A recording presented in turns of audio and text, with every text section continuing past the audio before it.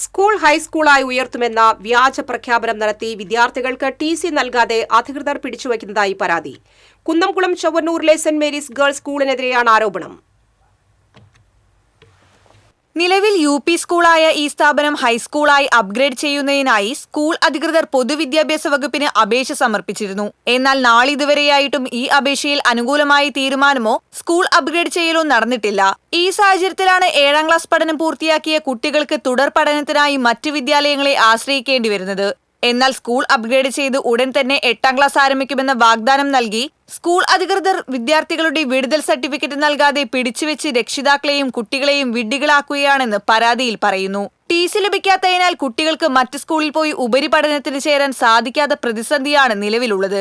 ഈ വിഷയത്തിൽ അടിയന്തരമായി ഇടപെടണമെന്നും കുട്ടികളുടെ ഭാവി കണക്കിലെടുത്ത് വിടുതൽ സർട്ടിഫിക്കറ്റ് ഉടൻ തന്നെ ലഭ്യമാക്കാൻ നടപടി സ്വീകരിക്കണമെന്നും ആവശ്യപ്പെട്ട് കുന്നംകുളം നഗരസഭാ councillor Shaji Alikkal, Thrissur DDE, Chavakkad DEO എന്നിവർക്ക് പരാതി നൽകിയിട്ടുണ്ട്.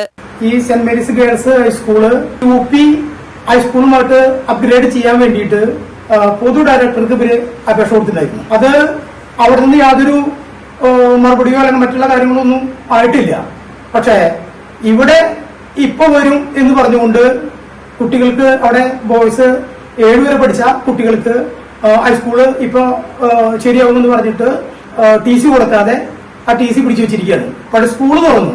ഇനി കുട്ടികൾ ഇത് വൈകും തോറും ഈ കുട്ടികൾക്ക് മറ്റു സ്കൂളുകളിൽ ചേരാനോ അല്ലെങ്കിൽ മറ്റു സ്കൂളിലെ ഇഷ്ടപ്പെട്ട സ്കൂളിൽ ചേരാനോ കഴിയില്ല.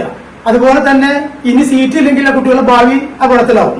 ടി.സി. നൽകാതെ വിദ്യാർത്ഥികളെ ബുദ്ധിമുട്ടിക്കുന്ന സ്കൂളിനെതിരെ ശക്തമായ നടപടി സ്വീകരിക്കണമെന്നും പരാതിയിൽ ആവശ്യപ്പെടുന്നു. എന്നാൽ സ്കൂളിൽ നിന്ന് എപ്പോൾ വേണമെങ്കിലും വിദ്യാർത്ഥികൾക്ക് ടി.സി. നൽകാൻ തയ്യാറാണെന്ന് സ്കൂൾ അധികൃതർ പറയുന്നു. TCV news, Kunnamkulam.